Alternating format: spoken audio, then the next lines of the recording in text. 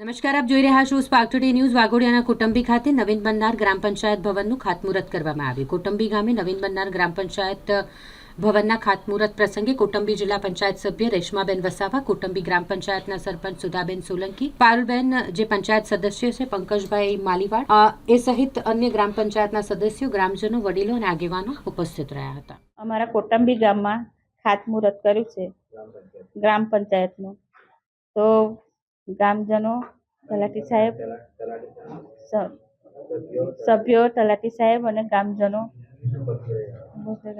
આજ રોજ કૌટુંબી ગામે નવી ગ્રામ પંચાયત કચેરીનું મંજૂર થયેલ હોવાથી ખાતમુહૂર્તનો કાર્યક્રમ રાખવામાં આવેલો હતો, જેમાં ગામના નાગરિકો, આજુબાજુના નાગરિકો અને તમામ પ્રોગ્રામને સફળ બનાવ્યો છે.